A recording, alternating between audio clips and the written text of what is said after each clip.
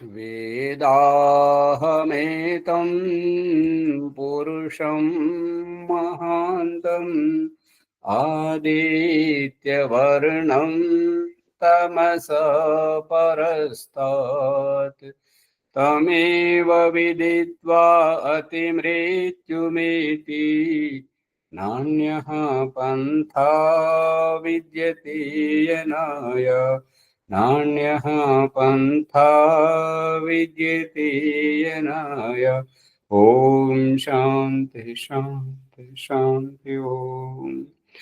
సత్కర ప్రకాశము అధ్యాత్మ సత్సంగానికి వచ్చేసినటువంటి వారందరికీ నమస్తే, స్వాగతం, సుస్వాగతం.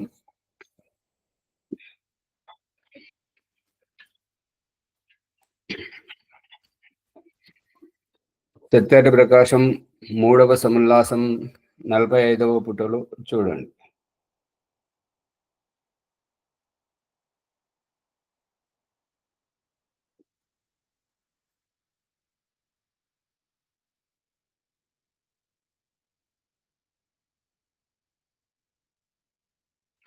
ఇది 44వ పుటలోనే ఇంకా చర్చ జరుగుతుంది.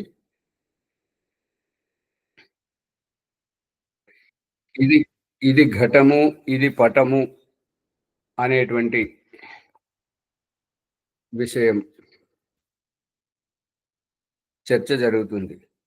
పటము అంటే వస్త్రము, ఘటము అంటే కుండ. ప్రత్యక్ష జ్ఞానం అంటారు.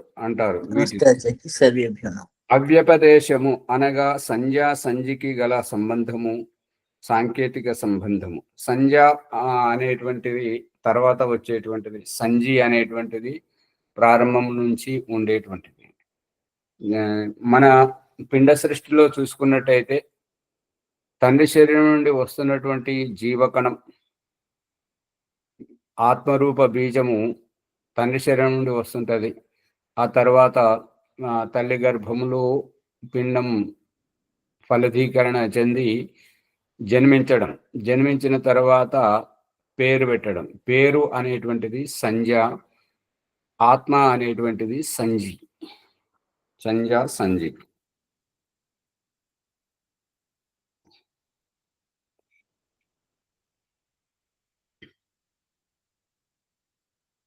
సాంకేతిక ఈ యొక్క సంజికి గల సంబంధము, సాంకేతిక సంబంధము వలన కలుగు జ్ఞానము ప్రత్యక్ష జ్ఞానం కాదు. సాంకేతికం ద్వారా కలిగేటువంటిది ప్రత్యక్షం కాకూడదు. ఉదాహరణము, ఒకడు ఒకనితో జలమును తెమ్ము అనెను. అతడు జలము తెచ్చి ఇది జలము అనెను. ఏమన్నాడంటే, నీళ్లు లేవు కాబట్టి అక్కడ బయట నుంచి తీసుకురమ్మని చెప్పేసి, ఉన్న దగ్గర నుంచి తీసుకొని రమ్మని చెప్పాడు. అతను తీసుకొచ్చి ఇదిగో నీళ్లు అని చెప్పాడు. అక్కడ జలము అను 3 అక్షరముల సంజ్ఞ, నామము, విపదేశమును తీసుకొచ్చాడు. అంటే పేరు సంజ్ఞ మాత్రమే ప్రయోగిస్తున్నారు, సంజి లేదు. అంటే పేరు మాత్రమే పలకడం జరుగుతుంది, పదార్థం లేదు. లేని పదార్థాన్ని తీసుకురావడం జరిగింది. తెమ్మనిన వాడు కానీ నేను చూడలేదు, తెమ్మనే వారికి కనబడట్లేదు ఆ నీళ్ళు ఎక్కడున్నాయో, కానీ తెమ్మని అన్నాడు. తెమ్మని అన్నప్పుడు తీసుకొచ్చే అతను ఉన్న దగ్గరికి వెళ్ళి తీసుకొని వచ్చాడు. కానీ జలము అని ఏ వస్తువునకు పేరో ఆ వస్తువు నీరు ప్రత్యక్షమగును. ఆ లేని వస్తువును తీసుకొచ్చి ముందు పెట్టడం వల్ల పేరును మాత్రమే పలకడం జరిగింది. పదార్థం ఎవరికి కనబడట్లేదు. కానీ ఆ పదార్థం తీసుకొని వచ్చిన తర్వాత ఇక సంజ్ఞతో పని లేదు, సంజినే వినియోగించుకోవడం. ఇక పదార్థం పేరుతో పని లేదు, పదార్థంనే వినియోగించుకోవడం జరుగుతుంది.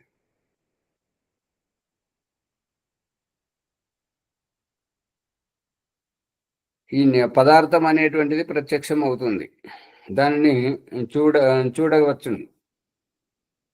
శబ్దము వలన ఉత్పన్న జ్ఞానము శబ్ద ప్రమాణమునకు విషయము. శబ్దము వలన కలిగేటువంటి జ్ఞానము ఆ శబ్ద ప్రమాణమునకు విషయము. అది ప్రత్యక్ష జ్ఞానము కాదు. ప్రత్యక్ష జ్ఞానం ఏది అంటే సంజి తీసుకొచ్చి ఇవ్వడం. నీరు అనగానే, జలము అనగానే తీసుకొచ్చి ఆ పదార్థాన్ని చూపించడం ఇది ప్రత్యక్షం. ముందు జలము అనే పదాన్ని పలకడం ఏంది అంటే అది కేవలం శబ్ద ప్రమాణం. అవ్యభిచారి ఒకడు రాత్రియందు స్తంభమును చూచి పురుషుడని నిశ్చయించెను. అది పరిస్థితి ఎలా ఉంటుంటదంటే చెట్లను, కొమ్మలని కొట్టేసిన తర్వాత మొండెం మాత్రమే ఉంటుంటది.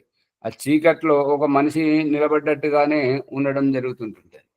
ఇంకా ఇటువంటి భ్రాంతిలో ఏంటంటే గొంగడి కొప్పరిగా పెట్టుకొని కప్పుకొని నిలబడ్డాడు అని అనేటువంటి భ్రాంతితోటి భయపడడం జరుగుతుంటది. ఇంకా కొంతమంది అయితే రాళ్ళు తీసుకొని కొట్టడం జరుగుతుంటది. ఆ కట్టుమనే శబ్దం వస్తే ఓహో ఇది మనిషి కాదు చెట్టు అని అనుకొని అప్పుడు నిశ్చింతగా ముందుకు పోవడం జరుగుతుంటది. ఆ స్తంభమునే పగలు చూచినప్పుడు రాత్రి కలిగిన పురుషుడను జ్ఞానము నశించి స్తంభ జ్ఞానము కలిగాను. ఇక రాత్రి చూసినప్పుడు స్తంభములాగా అది మనుషుల్లాగా కనిపిస్తుంది. దినంలో చూస్తే అది మనిషి కాదు స్తంభము అనేటువంటిది విషయం తెలుస్తుంటది. ఇక అతిశయోక్తి పూర్వకంగా రాళ్ళు తీసుకొని కొట్టి చూసినటువంటి సందర్భాలు కూడా ఉన్నాయి. ఇట్టి వినాశి జ్ఞానం అంటే వినాశి జ్ఞానం అని అంటే ఇప్పుడు మనం ఏదైతే మనిషి అని అనుకున్నామో అది కాదు అని తెలిసిన తర్వాత మనిషి అనేటువంటి భ్రమ నశించింది. అందుకే అది వినాశి అనబడుతుంటది. వ్యభిచారి అనబడను. వ్యభిచారి అంటే మార్పు, ఉన్నది కాదు, లేనిది తెలుస్తుంది కాబట్టి అక్కడ వ్యభిచారం. వ్యభిచారం అంటే అతిక్రమణ. వ్యవసాయాత్మకము ఒకడు దూరమున ఉండి నది సమీపమున ఉండు ఇసుక తిన్నెలను చూసి అక్కడ వస్త్రములు ఎండుచున్నవి జలమా లేక ఇంకేమైనా అవునా, ఆ నిలుచున్నది దేవదత్తుడా లేక యజ్ఞదత్తుడా అనును అనును కాదు అడుగును. ఇప్పుడు ఏంటంటే దూరం నుండి నది సమీపమున ఉన్నటువంటి ఇసుక తిన్నెలను చూసి అక్కడ వస్త్రములు ఆ ఎండబెట్టారు, ఆరేశారు అని అనుకోవడం. అంటే ఎండమావులను చూసి ఇసుకలను చూసి రోడ్డు మీద కూడా నల్లటి రోడ్డు మీద కూడా మనం వెళ్తూ ఉన్నప్పుడు అక్కడక్కడ జలము వల్ల కనిపిస్తుంటది. దగ్గరికి పోయిన తర్వాత అటువంటి జలము అనేటువంటిది ఏమీ ఉండదు. ఎండమావులు అంటుంటారు తెలుగు భాషలో. ఇంకా అలాగే ఆ నిలుచున్నది దేవదత్తుడా లేక యజ్ఞదత్తుడా అంటే ఇద్దరు తెలుసును కాబట్టి ఎవరు ఏమిటి అనేటువంటి తెలుసుకోలేనటువంటి సందర్భంలో దేవదత్తుడై ఉంటాడా యజ్ఞదత్తుడై ఉంటాడా అని అంటుంటాడు అనమాట. ఇది సంశయాత్మక జ్ఞానం. సంశయాత్మక జ్ఞానం అంటే ఎవరనేటువంటిది నిశ్చయించుకోలేకపోవడం వల్ల సందేహము. నిశ్చయ జ్ఞానము కలుగనంత వరకు అది ప్రత్యక్షము కాదు. నిశ్చయం అయినప్పుడే ప్రత్యక్షము. కాబట్టి వ్యపదేశం అనేటువంటిది కాదు. అవ్యభిచారి అంటే వ్యభిచారం అంటే మాట మార్పుడు. అంటే మనం అనుకున్నది ఒక్కటి అయ్యింది ఒక్కటి అనేటువంటిది కాదు. నిశ్చయాత్మకమునగు జ్ఞానమే ప్రత్యక్ష జ్ఞానం అందరు. ఏదైతే మనకు సూటిగా తెలుస్తుందో దానినే ప్రత్యక్షం అనడం జరుగుతుంది. కానీ ఈ తెలియని దానిని, ఊహించిన దానిని ఆ రకంగా అనడం కాదు. అది ఊహ, సందేహము, సంశయము ఇటువంటివి ఉన్నప్పుడు అది ప్రత్యక్షము కాదు అనేటువంటిది ఇది చెప్తున్నాడు. ఇప్పుడు అదే ప్రత్యక్ష లక్షణముపై విశేషమైనటువంటి అభిప్రాయాన్ని దయానంద సరస్వతి చెప్తున్నాడు. ముందు సూత్రం చూపిస్తున్నాడు ఏంటంటే ఇంద్రియార్థ సన్నికర్షోత్పన్నం జ్ఞానం వ్యభిచారి వ్యవసాయాత్మకం ప్రత్యక్షం. న్యాయదర్శనం 1వ అధ్యాయం 1వ పాదం 4వ సూత్రం. నేత్రముల వంటి ఇంద్రియములు రూప రసములు అటువంటి తద్ యుక్తములు, దానికి యుక్తమైనటువంటి, అంటే నేత్రములకు రూపము, రసములు నాలుకకు, ఈ రకంగా దానికి ఉక్తములు చెప్పడం జరిగింది. అర్థములు సన్నికర్షం, ఈ అర్థములు చెప్పడం జరిగింది. ఇక సన్నికర్షం అంటే ఏంటంటే చెప్తున్నాడు. సంయోగము వంటి సంబంధము వ్యపదేశము. సంయోగము అంటే కలయిక, కలయిక, కలిసిపోవడము, జత, సంపర్కము, ఇటువంటి అర్థాలు వస్తుంటాయి సంయోగం అనేదానికి. సంబంధము వ్యపదేశం, ఈ యొక్క సంయోగము వంటి వాటిని సంబంధం అంటుంటారు. ఇక వ్యపదేశం అంటే చెప్తున్నారు. సంజ్ఞ అంటే నామం, పేరు. వ్యపదేశము సంజ్ఞ వలన కలిగిన జ్ఞానము. వ్యపదేశము అంటే సంజ్ఞ వలన కలిగేటువంటి జ్ఞానం.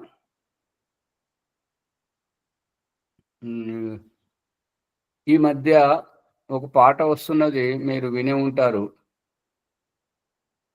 నిన్ను కొట్టిన చేతులు విరిగేను, నిన్ను తిట్టిన వారు నశించేను అని పాట పాడుతూ కొడక కొడక అంటున్నారు. ఆ కొడక అంటే విన్నటువంటి వారికి తన కడుపున పుట్టిన బిడ్డనే తెలుస్తుంది, వారి పట్లనే భావం కలుగుతుంది, కానీ ఇంకొకరి పట్ల కలగదు. ఇంకొకరి పట్ల ఎందుకు కలగట్లేదు అని అంటే, ప్రతి ఒక్కరికి వేరుగా గుర్తించడానికి పేరు పెట్టడం జరిగింది. పేరు పెట్టినప్పుడు చిన్నవాడిని చిన్నోడా అని అనవచ్చు, పెద్దవాడిని పెద్దోడా అని అనవచ్చు. పేరు పెట్టి పిలిస్తే మాత్రం సూటిగా వారినే గుర్తించడం జరుగుతుంది. ఇక్కడ ఆ రహస్యం చెప్పడం జరుగుతుంది. సంజ్ఞ వలన, పేరు పెట్టి పిలిస్తే ఇంకొకరిని ఊహించుకోవడానికి, వేరే వారు మధ్యలో కల్పించుకోవడానికి అవకాశము లేదు. ఎవరినైతే ఉద్దేశించి పేరు పెట్టి పిలవడం జరుగుతుందో వారు మాత్రమే స్పందిస్తారు. అది అభిప్రాయం. అవ్యపదేశం అది కానిది. అవ్యపదేశము అంటే అది కానిది. ఏదైతే మనం అంటున్నామో అక్కడ వ్యపదేశం జరిగింది కాబట్టి ఉన్నది కాదు, లేనిది చెప్పడం జరుగుతుంది. సంజ్ఞ వలన కలిగిన జ్ఞానము కానిది. సంజ్ఞ వలన కలిగిన జ్ఞానం కానిది ఏంటంటే, పేరుతోటి ఇప్పుడు జలము అన్నప్పుడు మనకు H2O కానీ, లేదంటే హైడ్రోజన్, ఆక్సిజన్ కానీ, లేదంటే జలము అనేటువంటి ఈ 3 అక్షరాల సంయోగం కానీ మనకు అవసరం లేదు. అక్కడ ఈ 3 అక్షరాల పదార్థానికి కలిగినటువంటి తరల పదార్థం మనకు అవసరం. అందుకని జలము అంటే జలము కానీ, హైడ్రోజన్, ఆక్సిజన్ మనకు ఇవి అవసరం లేదు. వ్యభిచారి, వ్యభిచారి అని అంటే నశించేటువంటిది. మనం అనుకున్నది ఒకటి, అక్కడ జరుగుతున్నది ఒకటి. అనుకున్నది నశిస్తున్నది, అది కాదు కాబట్టి నశిస్తున్నది. వ్యభిచారి అంటే నశించున్నది. అది కాని అవ్యభిచారి, మనం అనుకున్నది కానటువంటిది అవ్యభిచారి. అవ్యభిచారి అని అంటే వ్యభిచారము జరగనటువంటిది. వ్యభిచారము అని అంటే మనము అన్నది తిరగబడట్లేదు, మనం అనుకున్నది కాకపోవట్లేదు అంటే అదే దానినే సూటిగా పట్టుకోవడం అవ్యభిచారి. వ్యవసాయాత్మకము, వ్యవసాయాత్మకము అంటే నిశ్చయాత్మకము, సూటిగా, ముక్కు సూటిగా. ఇక సూత్రార్థం గురించి చెప్తున్నది ఏంటంటే,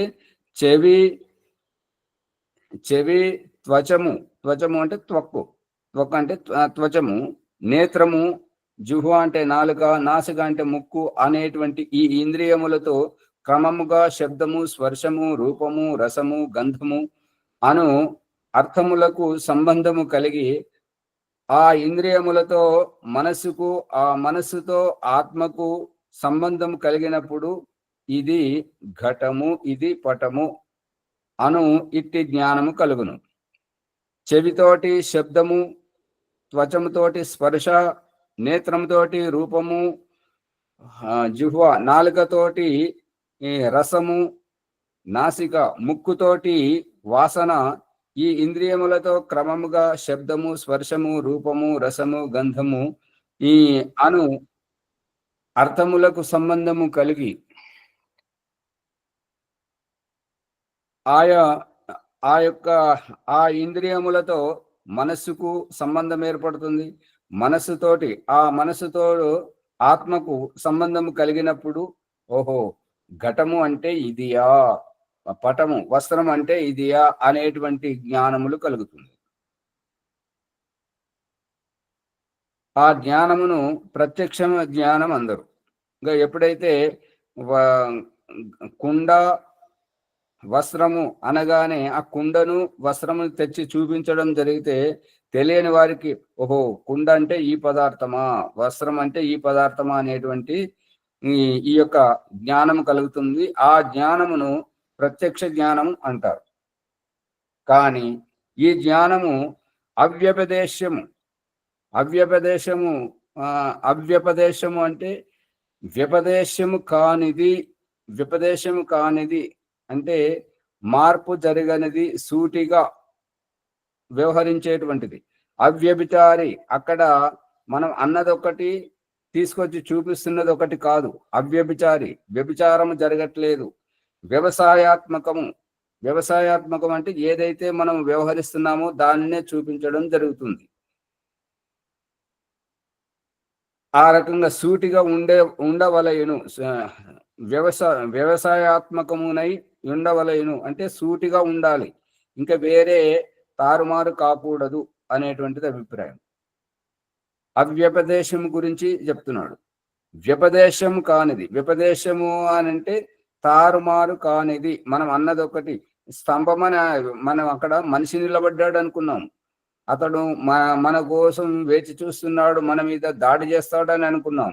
కానీ దినములో చూస్తే ఏముంది? అక్కడ మనిషి కాదు, అది స్తంభము. ఓహో!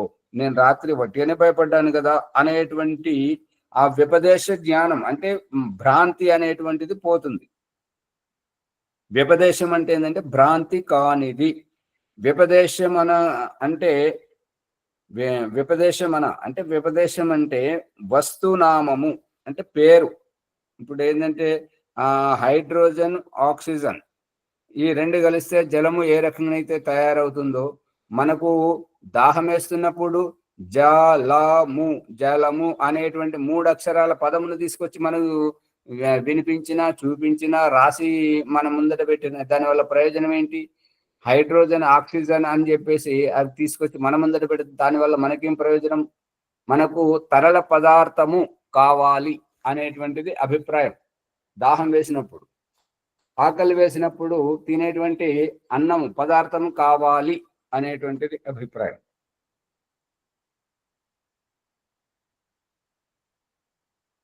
వస్తునామము దాని యొక్క పేరు విన్నప్పుడు కలుగు జ్ఞానము.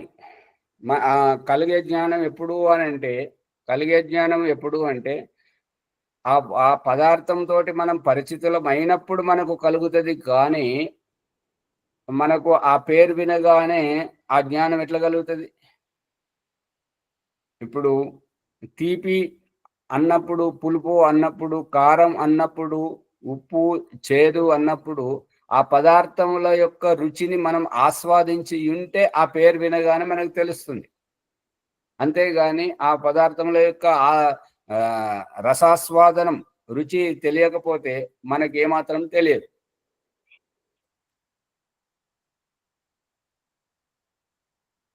ఎట్లా అంటే జలము, ఫలము, ఘటము మొదలగునటువంటివి ఇవి పేర్లు మాత్రమే. కానీ జలము అంటే ఏమిటి? ఫలము అంటే ఏమిటి? ఘటము అంటే ఏమిటి? అనేటువంటి ఆ పదార్థాలను తీసుకొచ్చినప్పుడు మనకు యథార్థ జ్ఞానం తెలుస్తుంటది.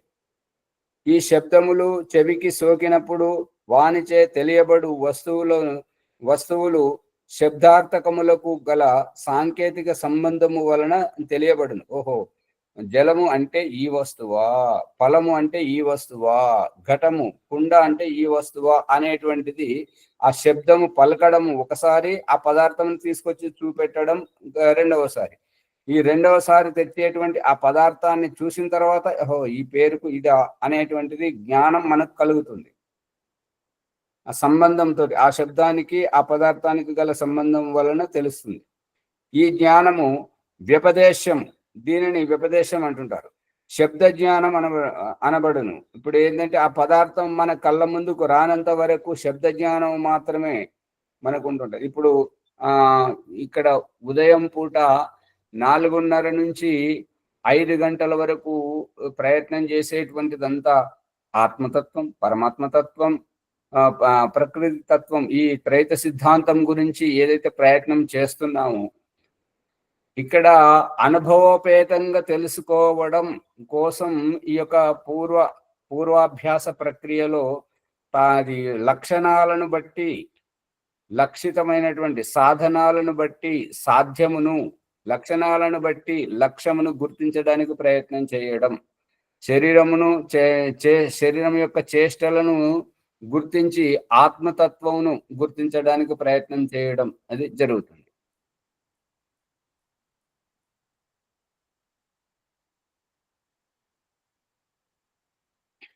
ప్రత్యక్ష జ్ఞానము కాదు. ఇప్పుడు శబ్దము ఎప్పటి వరకు అయితే కేవలం ఆత్మ ఆచార్య ఇప్పుడు ప్రాతకాలంలో ఓం ప్రకాష్ యజ్ఞాచార్య గారు ప్రవచనం చేస్తున్నారు అని వింటే కాదు, ఆ క్లాసుకు వచ్చి ఎదురుగా వింటేనే, ప్రత్యక్షంగా వింటేనే దాని జ్ఞానం పొందగలుగుతాం. అంతే కదా ఇక్కడ అర్థం.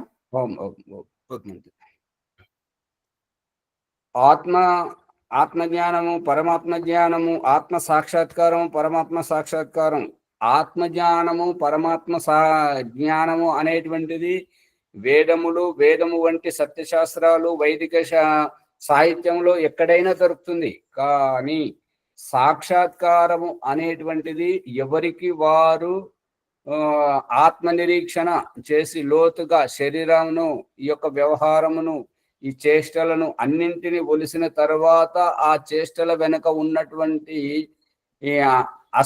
అస్పష్టంగా చేష్టలను చూస్తున్నప్పుడు అస్పష్టంగా ఉన్నటువంటిది ఆ చేష్టలనన్నింటినీ ఒలిసిన తర్వాత ఆత్మ అనేటువంటిది అభివ్యక్తం అవుతుంది, పరమాత్మ అనేటువంటిది అభివ్యక్తం అవుతుంటది. అది తెలుసుకోవడం సాక్షాత్కారం. ప్రత్యక్ష జ్ఞానమున వస్తువుతో ఇంద్రియమునకు సంయోగ సంబంధము కలుగును. ఈ ప్రత్యక్షం అనడం ఏంటిది అని అంటే పరమాత్మ అని దేనిని అంటుంటారు. ఇవాళ వరలక్ష్మి గారు చెప్పడానికి చాలా ప్రయత్నం చేసి మళ్ళీ ఏదో ఒక శక్తి అని చెప్పేసి మళ్ళీ అపరిచితంగా తెలియని దాని విధంగా చెప్పడానికి ప్రయత్నం చేస్తున్నారు, పట్టుకుంటున్నారు. కానీ ఎలా చెప్పాలో తెలియక ఏదో ఒక శక్తి పేరుతోటే ఇతర మత సంప్రదాయాల వారు గుర్తిస్తారు కాబట్టి మళ్ళీ ఏదో ఒక శక్తి అని చెప్పేసి చెప్పడం జరుగుతుంది.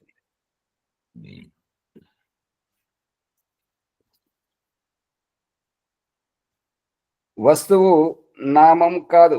ఇప్పుడు వస్తువే కనబడ్డప్పుడు అక్కడ నామంతో పని లేదు. ఇప్పుడు ఏంటంటే ఓంకారము అన్నప్పుడు ఓంకారేశ్వరునితో పని లేదు అనేటువంటి అభిప్రాయం. ఓంకారేశ్వరుని గురించి తెలియదు, ఓంకారేశ్వరుడు మనకు అందుబాటులో లేడు కాబట్టి మనం ఓంకారంను పట్టుకొని మనం ప్రయత్నిస్తున్నాము, ఓంకారాన్ని ఎక్కువగా ఉచ్చరిస్తున్నాము అని అంటే మనకు ఓంకారేశ్వరునికి పరిచయం లేదు, ఓంకారేశ్వరుని మనం గుర్తించడం లేదు అనే అభిప్రాయం. ఈశ్వరతత్వం పట్టుకున్నప్పుడు ఈశ్వరుడు అనవలసినటువంటి డూమువులు ప్రథమ భక్తిని ఉపయోగించి సంధ్యావాచి శబ్దాలను ప్రయోగించాల్సినటువంటి అవసరం ఉండదు. ఎవరైతే ఇద్దరు ఎదురెదురుగా కూర్చుండి మాట్లాడుతున్నప్పుడు అక్కడ ఉండాల్సింది ఏంటంటే సర్వనామాలని ప్రయోగించడం జరుగుతుంటది, కానీ సంధ్యావాచక శబ్దాలను ప్రయోగించడము అవ్యావహారికము అనిపిస్తుంది. ఇవి అందరూ ప్రభాకర్ గారు అర్థమవుతుందా లేదా ఆ విషయం? అర్థమవుతుందా సార్? అందుకని చెప్పండి. ఓంకారమే ఇప్పుడు అందరూ విశ్వసించేది ఓం మట్టుకే విశ్వసిస్తున్నారు, ఓంకారం వరకు పోవడం లేదు. దయానంద సరస్వతి చేసినటువంటి జిమ్మిక్కు కనబడట్లేదు. దయానంద సరస్వతి ఎలా చేస్తున్నాడు అంటే చూస్తుండగానే కళ్ళలోంచి కాటుక దొంగిలించేటువంటి వ్యవహారం మనం వ్యవహారంలో చూస్తుంటుంటాము. నమ్మక ద్రోహం చేసేటువంటి వాళ్ళని అంటుంటాం కదా. దయానంద సరస్వతి మనకు సంధ్యోపాసన విధిని చెప్పి మనల్ని ఆచరింప చేస్తూ ప్రతి ప్రకరణానికి ఓంకారం పెట్టి, ఉపస్థాన ప్రకరణంలో ఓంకారం పెట్టకుండా ఉండి, ఓంకారం కాదు ఓంకారేశ్వరుడు మనకు ముఖ్యం. ఓంకారేశ్వరుడు భగవంతుడు మనకు అత్యంత సన్నిహితంగా ఉన్నాడు. ప్రభాకర్ గారు మైక్ బంద్ చేయండి. భగవంతుడు మనకు అత్యంత సన్నిహితంగా ఉన్నాడు. భగవంతుని ఒడిలో మనం ఉన్నాము అనేటువంటి అనుభూతితోటి ఓంకారాన్ని ప్రయోగించకుండా మనకు ఆ ఈశ్వరీయ తత్వం గురించి బోధించడానికి ప్రయత్నం చేస్తున్నాడు. ఎవరైతే దయానందంలో తప్పులు మాత్రమే వెతికేటువంటి వాళ్ళు ఆ ఓంకారం పెట్టుకొని ఓంకారేశ్వరుడికి దూరంగా ఓంకారం వరకే పరిమితం అవుతున్నారు. ఇదే దయానందునికి అనుయాయులకు దయానందుని తప్పుపట్టే వారికి ఉన్నటువంటి మధ్యలో తేడా. ఓం ఆచార్యజీ, ఇప్పుడు ఇంతకు ముందు అందరము ఓంకారం ఒకటే తెలుసు, ఓంకారేశ్వరుడు ఇప్పుడిప్పుడే తెలుసుకుంటున్నాం నుంచి. దాన్ని బట్టి ఏమంటారంటే కళ్ళు తెరిచినప్పుడే తెల్లారింది. అర్థం కావట్లేదా? గుర్తించినప్పుడే కదండి దాని గురించి. అంతే. అందుకే ఒక ఆధ్యాత్మిక గురువు ఏమంటాడంటే బ్రహ్మముహూర్తంలో లేవాలి అంటే బ్రహ్మముహూర్తము అనేటువంటి నియమము బ్రహ్మతత్వము తెలియని వారికి ముహూర్తం, వారికి ఒక నిర్దిష్ట సమయం, ఆ నిర్దిష్ట సమయంలో వాళ్ళు నటించాల్సి వస్తుంది. కానీ బ్రహ్మలో లీనమైనటువంటి వారికి వాళ్ళు ఎప్పుడు మేలుకుంటే అప్పుడే బ్రహ్మ ముహూర్తం. బ్రహ్మలో లీనమై ఉన్నటువంటి వారికి, బ్రహ్మతత్వాన్ని అనుభవపేతంగా తెలుసుకున్నటువంటి వారికి వారు ఎప్పుడు కళ్ళు తెరిస్తే అప్పుడే వారికి బ్రహ్మ ముహూర్తం. అంతే అంతే అంతే. ఇంతకు ముందు ఓమన్నా అనుకునే వాళ్ళం, ఇప్పుడు తేడా తెలుసుకుంటాం. మునిగారు చెప్పండి. ఇప్పుడు తెల్లవారిపోయింది, కానీ నేను ఇప్పుడే కళ్ళు తెరిచిన, నాకు ఇప్పుడే తెల్లవారినట్టు కనబడుతుంది.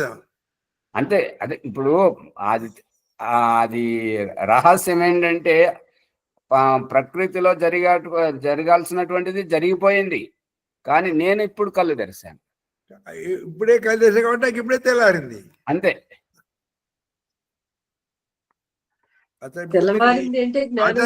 ఇంకొక రహస్యం చెప్పారు.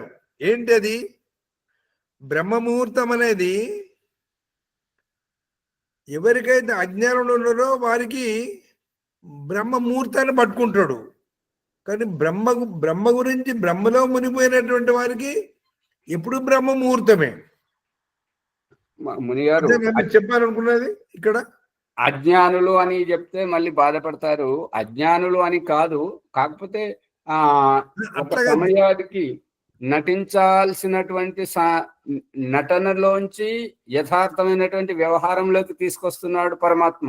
అందుకని సూర్యోదయం ఒక సమయానికి జరగదు, ఆ హెచ్చు తగ్గులతోటి మార్పు జరుగుతుంటుంటది. ఉత్తరాయణం, దక్షిణాయనం మరియు ప్రతిదీ ఋతువులు అనేటువంటివి ఏది నియమం ప్రకారంగా లేవు. మళ్ళీ వేదంలో మంత్రాలు కూడా అన్ని పద్యాలలో లేవు, కొన్ని గద్య రూపంలో ఉన్నాయి, కొన్ని పద్య రూపంలో ఉన్నాయి. ఏది కూడా నియమం ప్రకారంగా ఉండడము అనేటువంటిది నటన. మనకు తెలియనప్పుడు మనకు అదే ఆధారం కాబట్టి నటించాలి. ఇక తెలిసిన తర్వాత నటించాల్సిన పని లేదు, జీవించిన దాంట్లో యథార్థం, తత్వబోధం అనేటువంటిది బోధపడుతుంది. ఆచార్య ఇక్కడ మీరు చెప్పినటువంటి బ్రహ్మముహూర్తం గురించి చెప్పారు కదా. అవును, అదే బ్రహ్మముహూర్తం గురించి చెప్పబడుతున్నది ఏంటంటే మనకు బ్రహ్మ తెలియదు, మనకు లేసి మనం గుర్తించాలనేటువంటిది నిర్లక్ష్యము, బద్ధకం, సోమరితనం ఉన్నది, మనం గ్రహించట్లేదు కాబట్టి అది నటన జరుగుతుంది. ఆ నటనలో ఉన్నప్పుడు ఆ నిర్దిష్ట కాలంలోనే చేయాలి.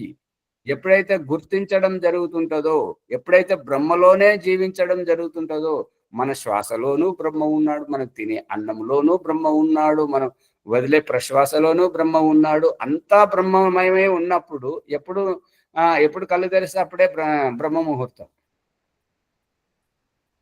చాలా చాలా చాలా గొప్పగా ఆ, ప్రపంచమంతా ఈ ముహూర్తం గురించి తెలుసుకుంటారు ఆచార్య. ముహూర్తం గురించి ఎంత అవివేకంగా అజ్ఞానం అంటే ఒక గడి అటు ఇటు అయినా కానీ అయ్యో ఏదో పెద్ద ప్రమాదం జరిగిపోయింది ఆ భ్రాంతిలో ఆ భావనలో ఉన్నారు. ఆ భ్రాంతిలోంచి బయటకు తీసుకురావడమే ఈ రహస్యం. ధన్యవాదాలు. ఓకే, సువర్చరమ్మ గారు ఏమైనా చెప్పాలా? అదే మామూలుగా సాధారణంగా అంటే జీవించడంలోకి వచ్చినప్పుడే విషయం అర్థమవుతుంది. అవును, ముహూర్తం అన్నప్పుడు ఇక నటన అదే ఆ సమయానికి లేవాలి అనేదే గాని అలవాటు అయిన తర్వాత ఇక అదే సత్యం. గారు విషయం చెప్పాలి కానీ సాగదీస్తే నాకు తక్కువ సమయం ఉంది. అయితే ప్రత్యక్షము వేరు, సంకేతం వేరు. పేరు ఏంటంటే సంకేతం మాత్రమే. ప్రత్యక్షం ఏంటంటే ఆ పేరుతోటి. అందుకే భగవంతుడు చూపిస్తున్నటువంటిది ఏంటంటే ఇక్కడ చాలా లోతైనటువంటి రహస్యం ఏంటంటే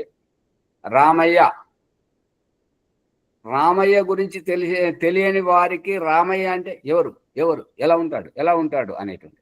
రామయ్య గురించి తెలిసినటువంటి వారు ఓహో ఇతడు రామయ్య అనేటువంటిది.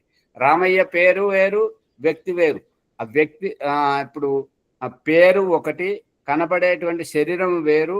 కానీ ఆ శరీరం లోపల నుంచి సచేష్టముగా సక్రియంగా ప్రతిస్పందన చేసేటువంటి వ్యక్తి అంటే ఆత్మ వేరు. ఆ ఆత్మను సంబోధించడం పేరుతోటి. రామయ్య అంటే శరీరం కాదు.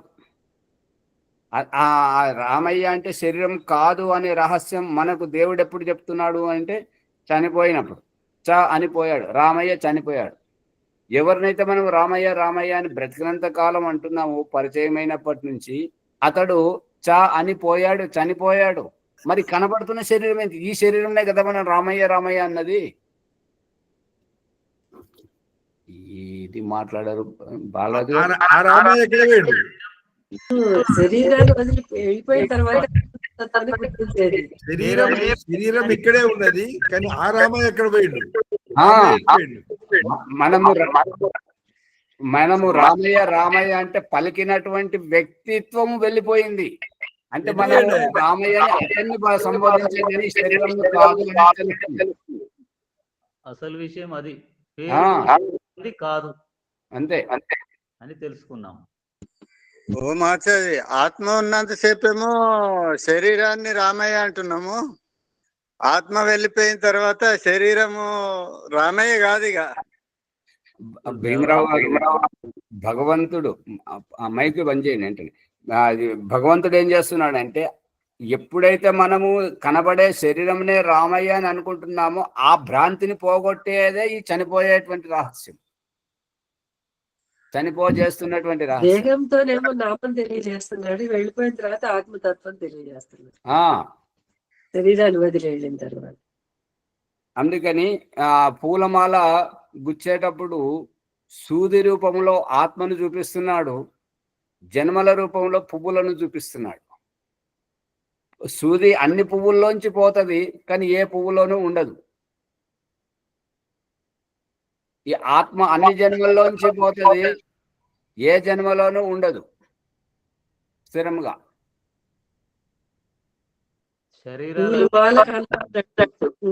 కనపడినట్టు అర్థం చేసుకున్నట్లా ఉంది అంటే ఆ అర్థం చేసుకోవడానికి ఈ చనిపోజేసి శరీరం నుండి ఆత్మను బయటకు వెళ్ళగొట్టజేసి ఇది రామయ్య కాదు, ఇది శవం మాత్రమే, ఇది నీకు ఉపయోగపడేది కాదు, దీనిని నువ్వు అంత్యక్రియలు చేసేయి. రామయ్య అంటే ఎవరైతే పలికేవారో వారు వెళ్ళిపోయారు. శ్యామలయ్య గారు ఏమి ఆసనాలు తర్వాత తీసుకుని వినండి. వారు వేరే ఊరికి ట్రాన్స్ఫర్ అయిపోయిండు. అతను వెళ్ళిపోయాడు, పదవి నుంచి దిగిపోయిండు అంతే. పదవి విరమణ చేసిండు, పదవి నుంచి దిగిపోయాడు, ఇల్లు ఖాళీ చేశాడు. అది ఖాళీ చేశారు, ఖాళీ వట్టి ఇల్లు మాత్రమే, అతను లేడు. ఓ అందుకని కిరాయం కా ఘర్ హై అని ఒక పాట ఉంది ఆచార్య. ఏమంటారు? జిందగీ ఏ కిరాయం కా ఘర్ హై, ఒక పాట హిందీలో ఉంది. పాడగలిగితే చూడండి. రాదు, మొత్తం రాదు అది. సరే, ఈ జిందగీ ఒక కిరాయి అద్దె కొంప. ఈ బతుకు ఏంటంటే ఒక అద్దె కొంప అనేటువంటిది సారాంశం. సరే, అందుకని ప్రత్యక్షంను తెలుసుకోవాలి. ఈ యొక్క వినబడ్డటువంటి దీనివల్ల ఇక్కడ తెలుస్తున్నది ఏంటంటే, వినదగునెవ్వరు చెప్పిన వినంతనే వేగపడక, ఈ రహస్యం అనమాట. వినదగునెవ్వరు ఎవరు చెప్పిన మాటలు, ఆ మాటలు విని తొందరపడకుండా ఉండి దాని అంతరార్థం గ్రహించాలి అనేటువంటిది అభిప్రాయం.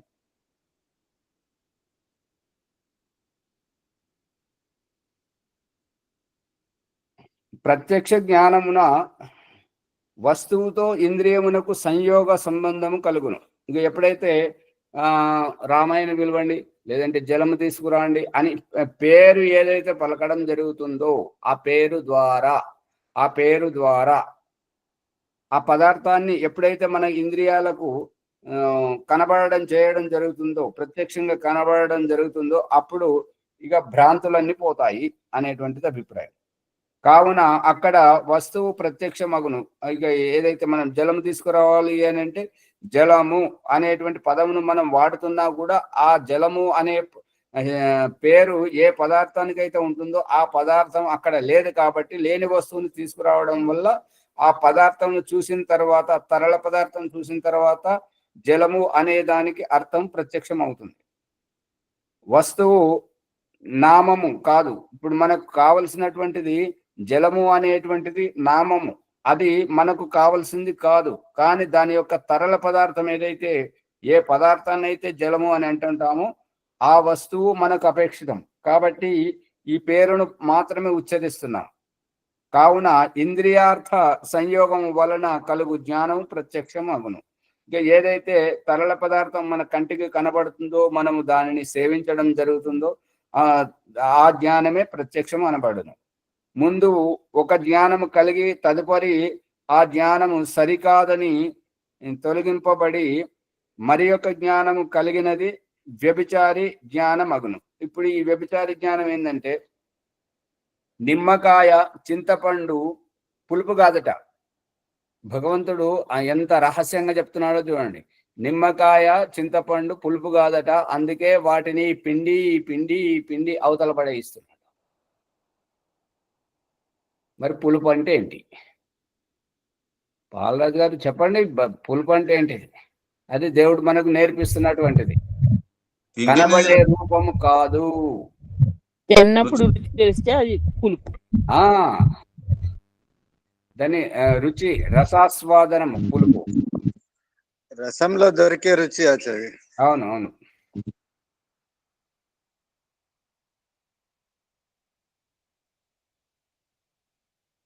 పులుపు అన్నప్పుడు ఆ రసాన్ని మనం రుచి చూస్తే తెలిసినటువంటి జ్ఞానమే ప్రత్యక్షము.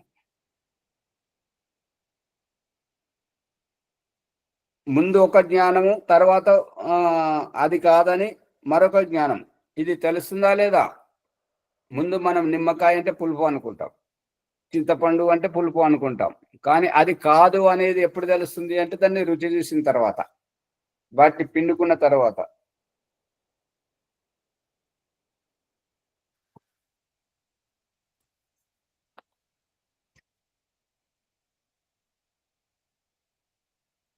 దీనిని వ్యభిచారి జ్ఞానం. వ్యభిచారి జ్ఞానం అంటే మనము నిమ్మకాయను చింతపండును చూసి పొరపడుతున్నప్పుడు దీన్ని వ్యభిచారం అంటారు.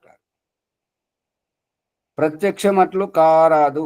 ప్రత్యక్షం అనేటువంటిది ఆ విధంగా కాదు. పులుపు అన్నప్పుడు ఆ రసముని తీసుకొని రుచి చూసినప్పుడే పుల్లగా ఉంటే అది ప్రత్యక్షం.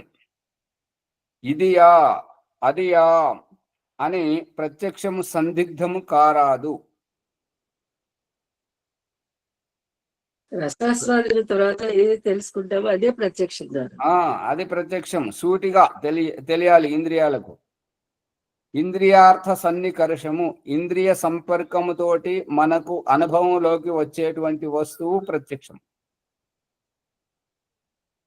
ఆ సన్నికర్షం వలన కలుగు జ్ఞానము ప్రత్యక్ష జ్ఞానము అనబడును.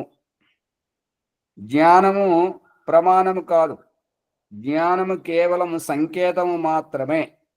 ఆ సంకేతము ద్వారా రామాయణం పిలుచుకురమ్మంటే లక్ష్మమ్మని ఎందుకు పిలుచుకొస్తారు? లక్ష్మమ్మనే, రామయ్య రామయ్యనే.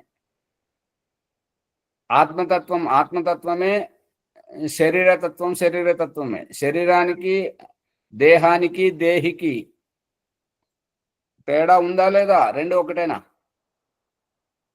తేడా ఉందా ఆచార్య? అట్లాగే పేర్లు తేడా ఉంది కాబట్టి లక్ష్మమే రాము.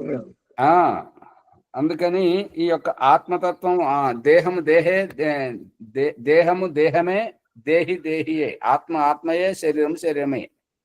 రెండు వేరు. నడిపేవాడే, వాహనము వాహనమే. వాహనము నడిపేవాడు కాదు, నడిపేవాడు వాహనము కాదు.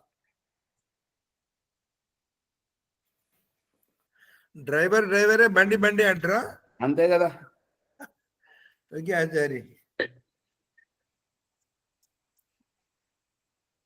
జ్ఞానము ప్రమాణం కాదు, జ్ఞానము కేవలం సంకేతం మాత్రమే. అందుకే ఈ యొక్క జీవన్ముక్త ప్రకరణములో జ్ఞానమును కూడా వదిలేయడం. ఇప్పుడు ఆధ్యాత్మిక ఆరంభములో వ్యసనాలను, దురలవాట్లను ఎట్లయితే వదిలేయాలో, ఇక జీవన్ముక్తిని పొందేటువంటి ఆ సమయంలో జ్ఞానమును సైతం వదిలేయడం. జ్ఞానము సైతం వదిలేసినప్పుడే ఆత్మతత్వము శుద్ధముగా ముక్తిలోకి ప్రవేశిస్తుంటది. ఆత్మకు జ్ఞానమును ఎట్లా వదిలేస్తారు? ఆత్మ లక్షణం కదా అది. ఇప్పుడు ఆ జ్ఞానము ఆత్మ లక్షణం అయితే మరి ఆత్మ నుండి తొలగిపోకూడదు కదా. లేదు కాబట్టే ఇప్పుడు జ్ఞానం కోసం ప్రయత్నం చేస్తున్నాం కదా. అలవడ్డటువంటి అజ్ఞానమును వదిలేయడం ప్రయత్నం చేస్తున్నాం కదా. అజ్ఞానం వదిలేస్తున్నాం. మరి జ్ఞానము ఆత్మకున్న 6 లక్షణాల్లో ఒకటి కదా. మరి దాన్ని ఎట్లా వదిలేస్తాం? ఇప్పుడు వ్యవహారములో శిష్టాచారము, మర్యాద, సభ్యత, సంస్కృతి పేరుతోటి మనకు ఈ అవలక్షణాలు ఎట్లా బాధాకరమో, ముక్తికి వెళ్ళేటప్పుడు జ్ఞానము కూడా బాధాకరమే. ఏది శాశ్వతము కాదు. ఆత్మతత్వమే, శుద్ధ ఆత్మతత్వమే ముక్తిలో ఉంటుంటది. బాధాకరమే. ఆచార్య, మోక్షంలో ఆత్మ ఉన్నప్పుడు దానికి జ్ఞానం లేకుండా అది ఎట్లా పనిచేస్తుంది? జ్ఞానం శుద్ధ ఆత్మతత్వముగానే ఉండాలి, కానీ జ్ఞానము అనేటువంటి ఆవరణములో ఉండకూడదు. జ్ఞానము ఇప్పుడు అక్కడ జ్ఞానమును వదిలేసింది కాబట్టి అజ్ఞానం అనే అవలక్షణాలతోటి అశిష్టం అనిపించుకున్నది కదా. అక్రియలో ఏమీ ఉండవు కదా అమ్మగారు. అక్రియలో దొంగతనమైన పూజ అయినా రెండు ఒకటే. రెండు దొంగతనం చేసే వరకు చేసిన తర్వాత అది పూజ చేయాలి అని అనిపించడం, చేసే వరకు చేయాలని అసంతృప్తి చేసిన తర్వాత ఒక తృప్తి. అక్కడ అక్రియ అనేటువంటి క్రియ చేయడం చేసిన తర్వాత మీకు పని చేయండి ప్రభాకర్ గారు. కుయ్యి అంటుంటది అందరు వాళ్ళకి. ఒక విషయం ఆచార్య, జ్ఞానంలో ఒక శుద్ధ జ్ఞానం అనేది అంటారు కదా, మరి అది ఉంటదా? ఇప్పుడు జ్ఞానము అనేటువంటిది అది బాధాకరం, అది తెలిసిపోతేనే కదా జ్ఞానము, అవలక్షణాలు, అశిష్టము, దుర్గుణాలన్నీ అటువంటి వచ్చినవి. మళ్ళీ ఇవి ఎట్లెట్లా వచ్చినాయో వీటిని వదిలేసుకొని మళ్ళీ జ్ఞానవంతుడు అవ్వడం. ఆచార్య, అది శుద్ధ జ్ఞానం అనేటటువంటిది కారణ శరీరంతో ఉంటుంది కదా ఆచార్య? అవును. శుద్ధ ఆత్మ, నిత్య శుద్ధ బుద్ధ, ముక్త స్వభావుడు పరమేశ్వరుడు ఏ రకంగానో అదే విధంగా ఆత్మ కూడా మనకు సంధ్యోపాసన, అఘమర్షణ, తృతీయ మంత్రంలో యథా పూర్వం అకల్పయత్ సూర్యాచంద్రమసా వివ పునర్దదతాజ్ఞతా జానతా సంగమే మహి. యథాపూర్వం అకల్పయత్, ఎలా ఉన్నదో ఆ రకంగా పూర్వస్థితికి. అందుకని ఇక్కడ ఆధ్యాత్మిక గురువుల సందేశం ఏంటంటే, చెడును పట్టుకోవడము ఎంతైతే బాధాకరమో మంచిని పట్టుకోవడం కూడా అంతే బాధాకరం. ఇంకా మరొక గురువు ఏమంటారంటే, పట్టుకోవడమే, నువ్వు ఒకదానికి బానిసగా ఎందుకుంటావు, నువ్వుగా ఉండవు అనేటువంటిది అభిప్రాయం. ఇది చర్చ చేయాలి, చాలా మంచిగా లోతుగా చేయాలి. కాబట్టి సమయం అయిపోయింది. ఈ సమయం యొక్క మధ్యలో ఉండాలి. రేపు దీని విషయంలో ఇంకా ఆలోచించి రండి. ఓం నమస్తే. నమస్తే ఆచార్య. ఆచార్య ఉమ్మడి గారికి ధన్యవాదములు. జ్ఞానగంగా ఆధ్యాత్మిక విద్య సత్యాద ప్రకాశం ప్రవచనాన్ని మనం 3వ సముల్లాసములో ఉన్నాము. ప్రమాణములు. ప్రత్యక్షం కిం ప్రమాణం, ప్రత్యక్షంగా కనబడుతున్నాక దాని ప్రమాణం ఏమిటి అని అడగకుండా, ప్రమాణం ఎట్లా, ఇంద్రియార్థ సన్నికర్షోత్పన్నం జ్ఞానం. ఈ జ్ఞానం గురించి విశేషంగా చర్చ జరుగుతున్నది. కండుకు దేంతో సంబంధం ఉంటుంది? రూపంతో సంబంధం. అలాగే అన్ని ఇంద్రియాలు కూడా ప్రతి ఒక్కొక్క విషయానికి ఒక్కొక్క సంబంధం. ఆ సంబంధాలను తెలుసుకోవడము, ఆ సంబంధాలు ఎట్లా ఉండాలి, భ్రాంతి ఉండకూడదు, అనుకున్నది ఒకటి అయింది ఒకటి ఉండకూడదు. తర్వాత అట్లా కొన్ని విషయాలు అవ్యపదేశం, వ్యభిచారి, వ్యవసాయాత్మకంగా ఉండాలని చెప్పి లోతుగా విషయం నడుస్తున్నది. అవి పూర్తిగా 1-2 సార్లు విని అర్థం చేసుకుంటేనే మళ్ళీ బాగా అర్థమయ్యేటట్టుంది. మీరందరూ కూడా ఈ ఎపిసోడ్ను లైక్ చేయండి, షేర్ చేయండి, సబ్స్క్రైబ్ చేయండి, పక్కన ఉన్న గంట సింబల్ని గట్టిగా నొక్కండి. 1-2 సార్లు వినాలని ప్రార్థన. తర్వాత వైదిక సంధ్యోపాసన ఈరోజు మరి ప్రణవమునే ఉన్నది. దానికి వేరే వాళ్ళు ఉన్నారా, నేనేనా, మరి ఎవరైనా చెప్పండి. భీమరావు గారా? ఓకే, భీమరావు గారికి అవకాశం ఇస్తున్నాము. వారు వైదిక సంధ్యోపాసన టైంను దృష్టిలో పెట్టుకొని చేయించాలి మనమే. ఓం.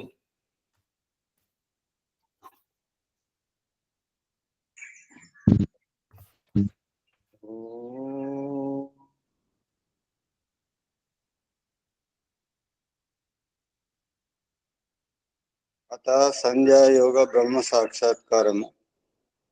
ఓం అమృతోపస్తరణమసి స్వాహ. ఓం అమృతాపిధానమసి స్వాహ. ఓం సత్యం యశః శ్రీర్మే శ్రీః శ్రేతాం స్వాహ. ఓం శన్నో దేవీరభిష్టయ आपो भवन्तु पीतये संयोरभिस्रवन्तु नः. अंगस्पर्श. ओम वाक् ओम प्राणः प्राणः ओम चक्षुः चक्षुः ओम श्रोत्रं श्रोत्रम् ओम नाभिः ओम हृदयम् ओम कण्ठः ओम शिरः ओम बाहुभ्यां यशोफलम् ओम करतलकरपृष्ठे. मार्जन मंत्रम्. ओम भूः पुनातु शिरसि ओम भुवः पुनातु नेत्रयोः ओम स्वः पुनातु कण्ठे ओम महः पुनातु हृदये ओम जनः पुनातु नाभ्याम् ओम तपः पुनातु पादयोः ओम सत्यं पुनातु पुनः शिरसि ओम खं ब्रह्म पुनातु सर्वत्र. प्राणायाम मंत्रम्. ओम भूः ओम भुवः ओम स्वः ओम महः ओम जनः ओम तपः ओम सत्यम्. अगमर्शन मंत्रम्. ओम ऋतं च सत्यं च भीदा तपसोऽध्यजायत ततो रात्रिर्जायत ततः समुद्रो अर्णवः समुद्रादर्णवाददे संवत्सरो अजायत अहोरात्राणि विदधद्विश्वस्य मिषतो वसि सूर्याचन्द्रमसौ धाता यथा पूर्वमकल्पयत् दिवं च पृथिवीम् अन्तरिक्षमथो स्वः। पुनराचमन मंत्रम्। ओम शन्नो देवीरभिष्टय आपो भवन्तु पीतये संयोरभिस्रवन्तु नः। ओम राचेदिगग्निरधिपतिरस्तो रक्षादित्य ईशवः येभ्यो नमोऽधिपतिभ्यो नमो रक्षितृभ्यो नम ईशुभ्यो नम येभ्यो अस्तु योऽस्मान् वेष्टि यं वयं दुष्टस्तम्भो जम्बे दद्मः। दक्षिणादिगिन्द्रोऽधिपतिस्थिरस्थिराजे रक्षता पितर ईशवः येभ्यो नमोऽधिपतिभ्यो नमो रक्षितृभ्यो नम ईशुभ्यो नम येभ्यो अस्तु योऽस्मान् वेष्टि यं वयं विष्णुस्तम्भो जम्बे दद्मः। प्रतीचेदिक्वरुणोऽधिपतिः पृदाको रक्षितान्नमिषवः तेभ्यो नमोऽधिपतिभ्यो नमो रक्षितृभ्यो नम ईशुभ्यो नम येभ्यो अस्तु योऽस्मान् वेष्टि यं वयं विष्णुस्तम्भो जम्बे दद्मः। प्रति ॐ उदीचीदिक्सोमोऽधिपतिः सजो रक्षिता शनिरिषवः येभ्यो नमोऽधिपतिभ्यो नमो रक्षितृभ्यो नम ईशुभ्यो नम येभ्यो अस्तु योऽस्मान् वेष्टि यं वयं विश्वस्तम्भो जम्बे दद्मः। ध्रुवादिकृष्णरधिपतिः कल्माषग्रीवो रक्षिता वीरुदैशवः तेभ्यो नमोऽधिपतिभ्यो नमो रक्षितृभ्यो नम ईशुभ्यो नम येभ्यो अस्तु योऽस्मान् वेष्टि यं वयं विश्वस्तम्भो जम्बे दद्मः। ॐ ऊर्ध्वादिबृहस्पतिरधिपतिः क्षित्रो रक्षिता वर्षमिषवः तेभ्यो नमोऽधिपतिभ्यो नमो रक्षितृभ्यो नम ईशुभ्यो नम येभ्यो अस्तु योऽस्मान् वेष्टि यं वयं विष्णुस्तम्भो जम्बे दद्मः। उपस्थान प्रकरणम्। ॐ जातवेदसे सुनवाम सोममरातीयतो निदहाति वेदः सनः पर्षदति दुर्गानि विश्वा नावेव सिन्धु दुरितत्याग्निः चित्रं देवानामुदगादनीकं चक्षुर्मित्रस्य वरुणस्याग्नेः आप्राधावा पृथिवी अन्तरिक्षम् सूर्या आत्मा जगतस्तस्थुषच्च उदुत्यं जातवेदसं देवं वहन्ति केतवः दुषे विश्वाय सूर्यम् उद्वयं तमसस्करिष्वः पश्यन्त उत्तरं देवं देवत्रा सूर्यमगन्मज्योतिरुत्तमम्। प्रायश्चित्तमन्त्रम्। तच्चक्षुर्देवहितं पुरस्तात् शुक्रमुच्चरत् पश्येम शरदः शतं जीवेम शरदः शतं शृणुयाम शरदः शतं प्रभ्रवाम शरदः शतम् अदीनाः श्याम शरदः शतं भूयश्च शरदः शतात्। पुनराचमन मंत्र। ओम शन्नो देवीरभिष्टय आपो भवन्तु पीतये संयोरभिस्रवन्तु नः। गुरु मंत्र। ओम भूर्भुवः स्वः तत्सवितुर्वरेण्यं भर्गो देवस्य धीमहि धियो यो नः प्रचोदयात्। समर्पणम्। हे ईश्वर दयानिधे भवत्कृपयानेन जपोपासनादि कर्मणा धर्म अर्थ काम मोक्षाणां सद्यः सिद्धिर्भवेत्। नमस्कार मंत्र। ओम नमः शंभवाय च मयो भवाय च नमः शंकराय च मयस्कराय च नमः शिवाय च शिवतराय च। పునరాచమనం. ఓం శన్నో దేవీరభిష్టయ ఆపో భవంతు పీతయే సంయోరభిస్రవంతు నః. ఓం నమస్కార్యో నమః. శాంతి పాఠ కరో ఆచార్య. ఒక నిమిషం. ఇది శరత్ పూర్ణిమ గురించి శనివారం ఆదివారం, శనివారం రాగలుగుతారా? వస్తే మరి వారిని సిద్ధిరాములు గారిని పిలిపిస్తే ఆసనాలు ప్రాణాయామం నేర్చుకోవచ్చు, మనం ధ్యానం కూడా నేర్చుకోవచ్చు. ఎంతమంది వస్తారు? వారికి శ్యామలయ్య గారికి పేరు రాయించండి, శ్యామలయ్య గారికి, బాలరాజు గారికి రాపిస్తే దాన్ని బట్టి వ్యవస్థ చేయడం జరుగుతుంది కదా, భోజనం గురించి ఏర్పాట్లు చేయడం జరుగుతుంది. ప్రసాదంలో కలిపి మన అనుమతులన్నీ సిద్ధమైన ఆచార్యజీ ఉన్నాయా? చేశారు.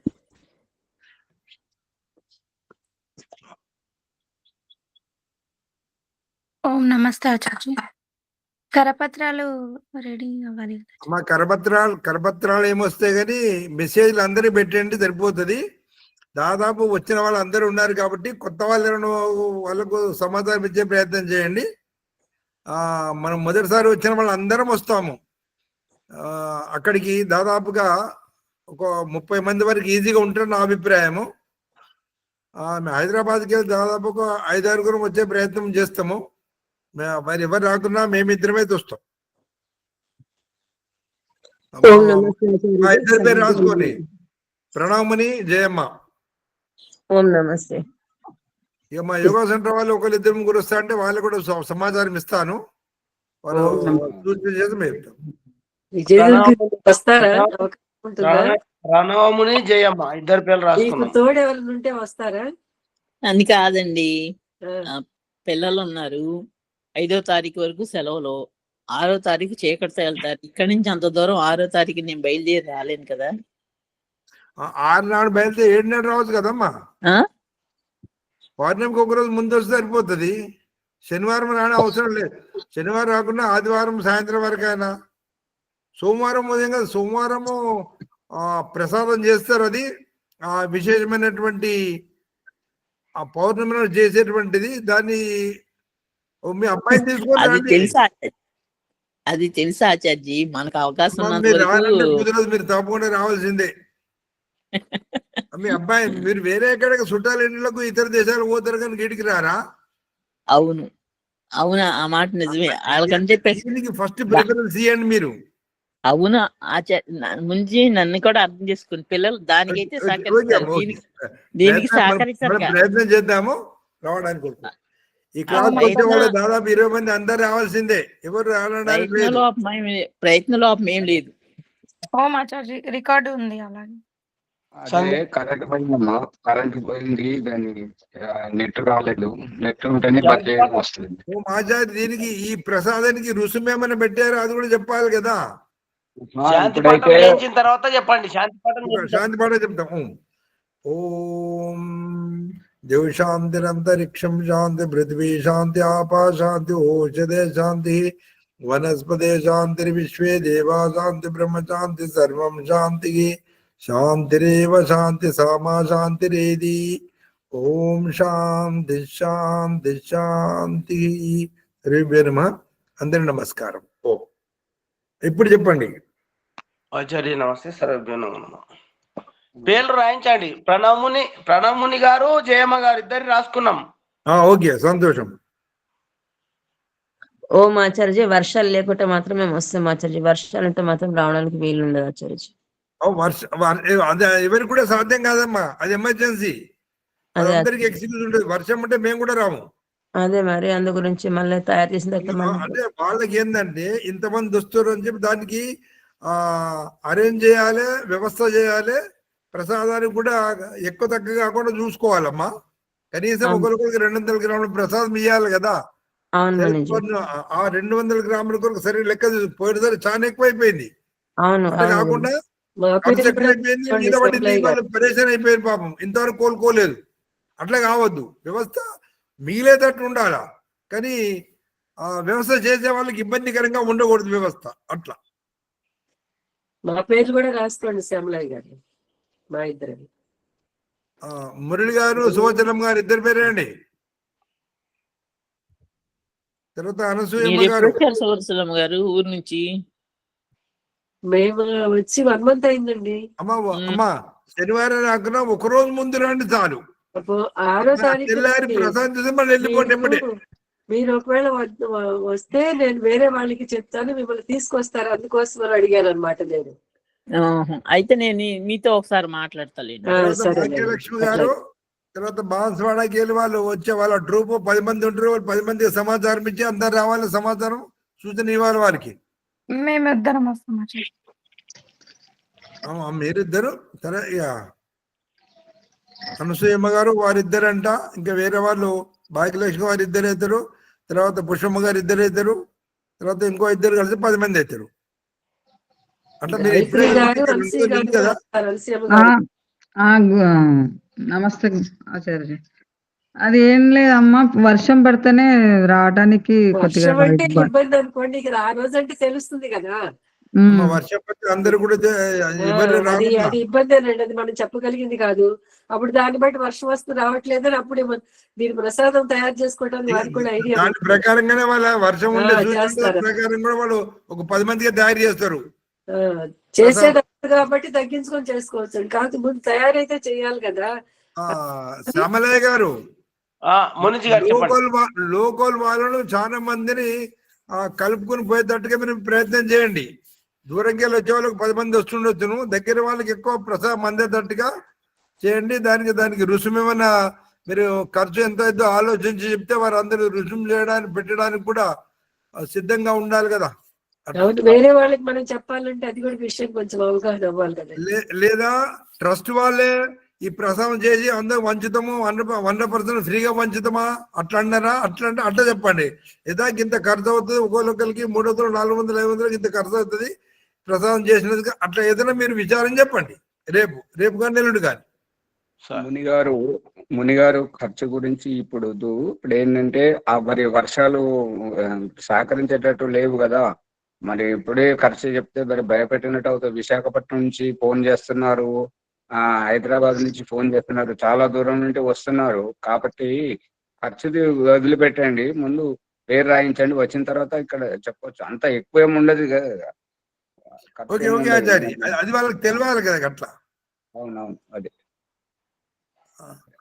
ఇప్పుడైతే పేరు రాయించండి అనసూయమ్మ గారు. రాసుకోండి శ్యామలయ్య గారు. నేను ఒక్కదంతే వస్తా, ఇక మా ఇంట్లో వాళ్ళు వస్తారా లేదో తెలియదు, ఇంకా నేను అడగలేదు. నవీన్ గారు వస్తాను అడుగుతా రేపు చెప్తా. గాయత్రమ్మ గారు ఉన్నారు, గాయత్రమ్మ గారు తర్వాత ఇంకా అక్కడ వాళ్ళు కొత్త వాళ్ళను ఇంట్రడ్యూస్ చేయండి. అంత దూరం అంటే రారు మునిజీ గారు. అంటే ఒకరోజు మీతో రాకుండా ఒకరోజు ముందు వచ్చి ప్రసాదం తీసుకుని వెళ్ళిపోవచ్చు కదా. 2 రోజులు ఉండడానికి కొంచెం ఇబ్బంది పడతారు కొందరు. ఏమో ఇక చెప్పలేము, మా అబ్బాయి కూడా అడుగుతా. నేనైతే సమాజంలో మీరు అనౌన్స్మెంట్ చేయండి అమ్మా. సమాజంలో పుష్పమ్మ గారు సమాజంలో అనౌన్స్మెంట్ చేస్తే ఈ ఇతర సమాజాలు కూడా సమాధానం వంచినట్టు ఎవరైనా వస్తా అంటే మన అడ్రస్ చెప్తే డైరెక్ట్ వస్తారు వాళ్ళు. దాంతో కండిషన్ చెప్పాలంటే ఖచ్చితంగా ముందు పేరు రాయించిన వాళ్ళ కొరకు మాత్రమే అక్కడ ప్రసాదం సిద్ధం చేయబడుతుంది. భీమరావు గారు వస్తుండ్రా? భీమరావు గారు పేరు రాయాలనా? భీమరావు గారు చెప్పలేదు ఇంకా. రండి, మీరు రాలే కదా ఒక్కసారి కూడా. రాలేదు కానీ ఇంటికాడ జర ఇబ్బందులు ఎదురైతుంది. ఇంట్లో అమ్మగాని అడిగి ఇద్దరు కలిసి రండి. మీ బ్రాహ్మణపల్లికి వచ్చిన కదా నేను మీ ఇంటికి. ఎప్పుడు వచ్చిరండి? కామారిలో ఉన్నప్పుడు గురువులు వచ్చినాం కదా మీ ఇంటికి. మీ ఇంటి లోపల కూర్చున్నాము, చా తాగినాము. నాతో పాటు నేను తాగలేక నాతో పాటు వచ్చిన వాళ్ళు మన అతను ఉన్నాడు కదా చిన్నమల్లారెడ్డి. అవునవును, అతను తీసుకొని వచ్చినాము ఆడ కామారిలో ఉన్నప్పుడు చాలా చుట్టూ ప్రదేశాలు తిరిగినాం. అయితే వారి సహకారం ఉండదన్నట్టు, అందుకోసం వస్తారు రారా. నాకు కూడా భీమరావు గారు, మీరు లోతైన రహస్యం పట్టుకొని ముందుకెళ్తున్నారు కాబట్టి మీరు వస్తే ఇంకా బాగా లాభాన్వితులు అవుతారు. అట్లా వాళ్ళు ఆలోచించి అమ్మని తోలుకున్నాడు, ఇద్దరు రావాలి. సరే చెప్తా నేను. ఆలోచించి చెప్పండి. ఓకే, ధన్యవాదములు. మరి ఉంటా. విజయలక్ష్మమ్మ గారు మీరు వస్తున్నారమ్మా? విజయలక్ష్మమ్మ గారు రాలేదు. గరకపాటి వరలక్ష్మి అమ్మ గారు. నమస్తే అండి. వస్తాను, అవకాశం అయితే కుదరదు, ఇంట్లో కొంచెం పనులు ఉన్నాయి, అందుకని పిల్లలు కూడా వచ్చారు, అందుకని. సరే సరే, చెప్పేటోళ్ళు అందరు రేపటి వరకు, రేపు 2 రోజుల్లో చెప్తే మనకంతా చూసుకోనికి అవుతుంది. నమస్తే అందరికి. సర్వేభ్యో నమః. నమస్తే అందరికి.